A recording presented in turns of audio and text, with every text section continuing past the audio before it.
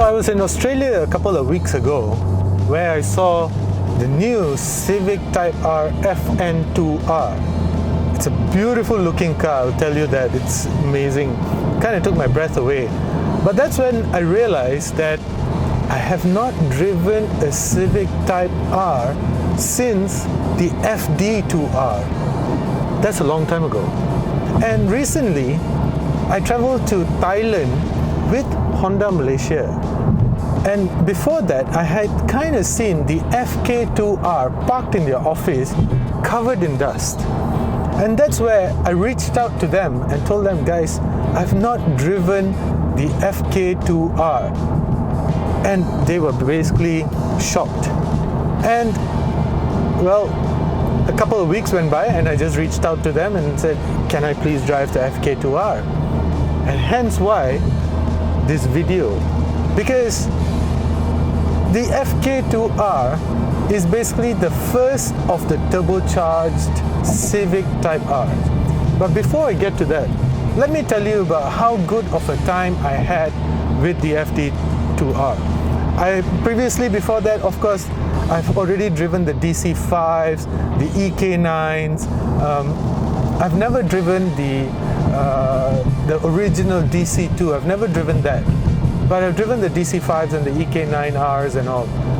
But the FD2R, boy, it was a different driving experience. The engine on that thing, it was impossible to drive in third gear at 70 kilometers per hour, right? Like what I'm doing right now in the FK. It was impossible to do it in the FD, simply because it was an engine that was so high strung that it was impossible to drive it slow. And that's a good thing. But the suspension on that thing was so stiff that if you had a little bit of fats hanging around your body, it will show you exactly where those fats were. That's how stiff the suspension on the FD2R was. But besides that, the FD2R was just an amazing driving machine. It was that slick shifting 6-speed gearbox coupled with that naturally aspirated engine was just glorious, to say the least. In fact, so much so, I had so much fun exploring the 8,000 RPM of the FD2R that I ended up spending 1,000 ringgit of fuel in just 1 week when I had that car. Yeah, the FD2R completely blew me away. So that's the benchmark that I have for the FK. I've been driving this for a few days now. Has it delivered? I would say yes, but it is a lot more matured than what the FD2R was. It's softer. I like the fact that it comes with adjustable suspension that goes with the 3 driving modes, electronic, of course. It has at the same time, it also either stiffens or lightens the steering wheel. It's a much more bigger, more comfortable machine, and it's one that I think your family will forgive you for buying, especially if you have younger kids, because it's actually quite spacious. It's comfortable. I like the fact that it comes with Apple CarPlay, and it's quite refined at the same time. So, but as soon as the roads allow you to, it can actually turn to be quite a beast as well.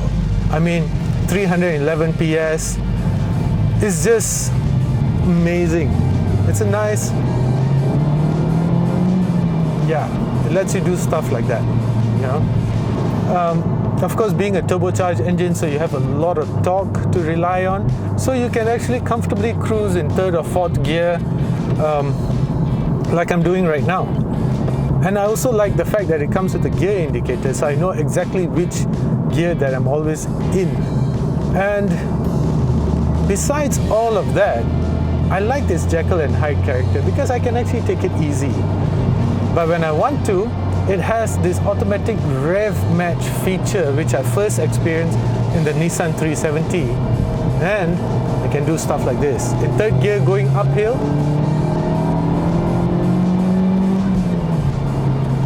easy. there's so much of torque for me to rely on, and this rev match system just makes you feel like a bloody driving hero, right? It's perhaps a good thing that these cars are in front of me driving really slow, because otherwise I would have met these walls. Because this car makes you want to explore its limits. And when the road allows you to, just like it does now,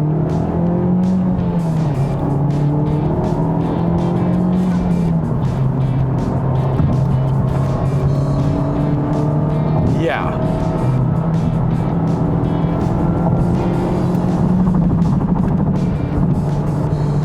It's just such an amazing machine, and the grip levels on this thing is just, oh.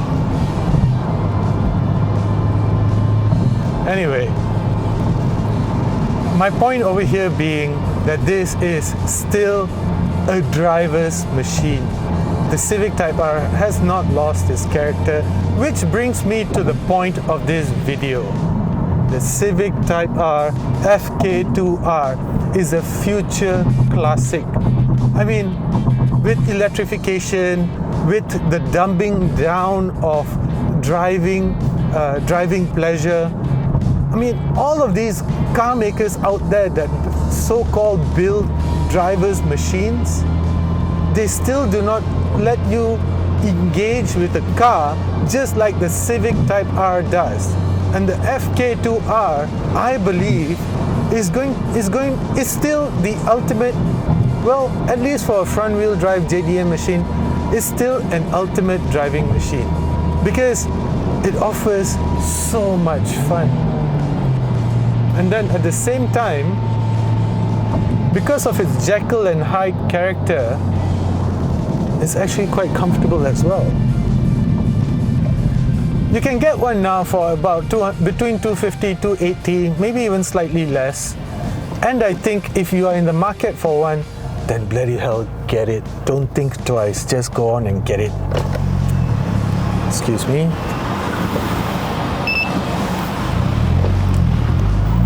Let's just explore this. Dog steer.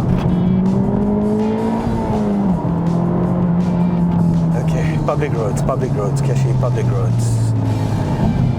But that's the type of stuff that you can do with amazing driving machines such as this, and why you get a 6-speed manual.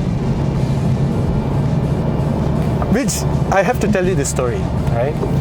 Recently, Toyota Malaysia introduced all of its GR variants, right? So sports cars, there was the GR Supra, GR Corolla, the 86, all of them were manuals.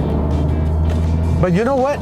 With all these influencers and all these YouTubers and such, there were only perhaps a handful of people that could drive a manual.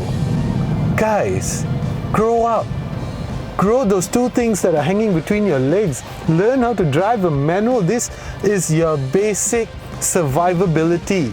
World comes to an end tomorrow, unlikely, but yes, world comes to an end tomorrow, and your only chance is, I don't know, an old school Mitsubishi Pajero manual.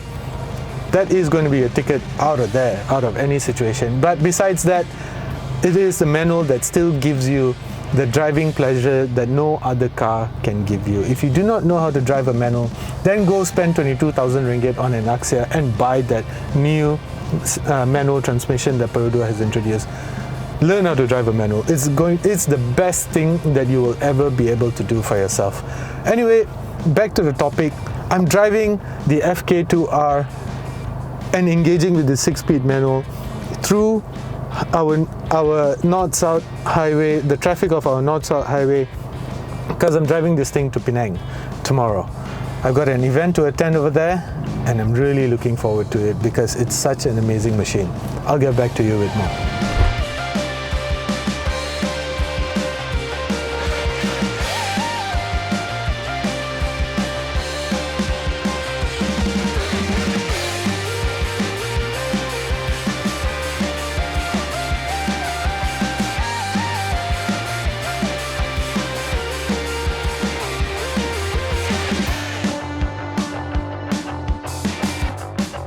Penang was a blast.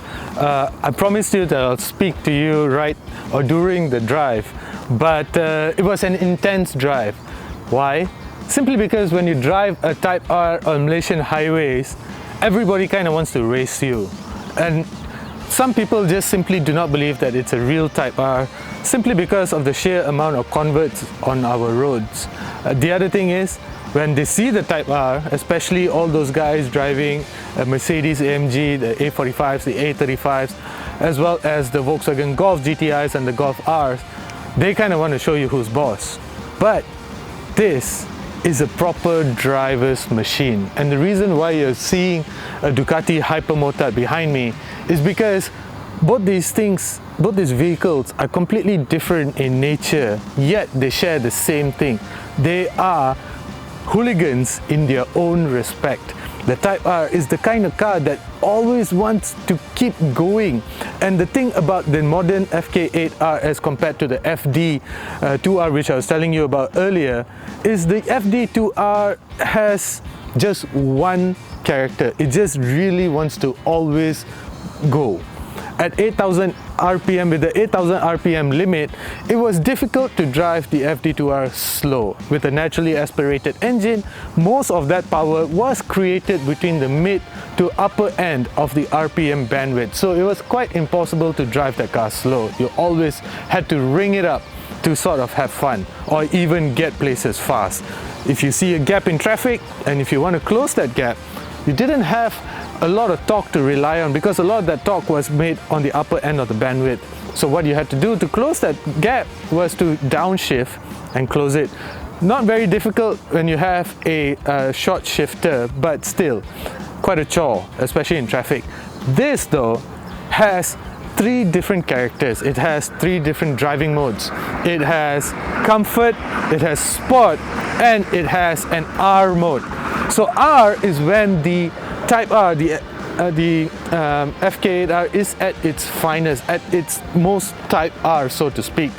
But besides that, in sport and in comfort, well, you can go about your daily business quite fine. And because it's a turbocharged engine, you have quite a lot of torque to rely upon. So that's actually really nice. The short shift gearbox is beautiful, and I really appreciate the fact that it actually comes with a gear position indicator right now, very much like a superbike. But funny story, I'll tell you without naming names. Many years ago, many years ago, there was a friend of mine that was actually reviewing the FD2R, and because it's such a short shift gearbox, he had accidentally shifted from fifth to first, or third to first, something of that sort. And unfortunately, the engine of that blew.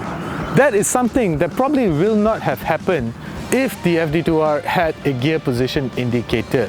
Now that's why the gear position indicator is so important. You might think like, real men do not need a gear position indicator. Well, when you have a short shift gearbox such as this, it really makes a world of difference, especially on the highways or in traffic when you're kind of cruising along in fifth and you suddenly need to get more power and you're wondering, hey, what gear am I in? Because as compared to a regular long throw gearbox, the short shift gearbox can be actually quite confusing. So yes, a gear position indicator is very important, and I really appreciate that. Besides that though, I really like the fact that it comes with Apple CarPlay, Android Auto, that for long distance journeys it adds the entertainment factor. Not to say that the car by itself is not entertaining, but on the highways and you're cruising along at 120, yeah, that's important. Besides that, what else can I say about the FK8R, is the fact that I really appreciate the fact that you can also take your family around. I sent my kid in, I went to BSC with my kid, with him, slept on the baby seat, and it comes with ISOFIX mounts, and he really liked it. He's like, "Daddy, go faster, Daddy, go faster." So it creates that father and son bond as well. That was really nice. This is what sports cars can do. So my point being, a future classic, definitely.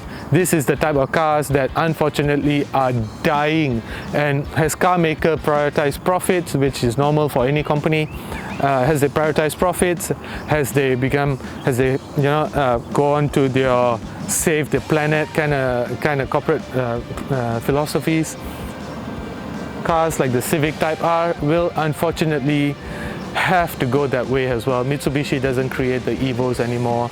The Nissan GT-R, well, yeah, it's just hanging on by a thread. I wouldn't be surprised if Nissan discontinues that in the next couple of years. So cars like the Type R are timeless. They are the type of car that will connect the EVs to the cars of the 90s and the 2000s and the mid 2000s. So is it a future classic? Most definitely. The FK8R is another car that's going to come quite soon, I hear, and that is going to be the last of the manual Civic Type R's. So I hear. Not quite sure. I hope not. But hey, if you have the money right now and you're looking for a car to invest in, and you're the type that do not like to lose a lot of money, Civic Type R, FK8R. And if you like a motorcycle to match, the Ducati Hypermotard. Both proper hooligans in their own respect. Thank you for watching. I'm Cashy Dylan. This is The Piston Show. Do consider subscribing. Oh, nice storytelling, of the car. Yeah. Nice lah. Yeah.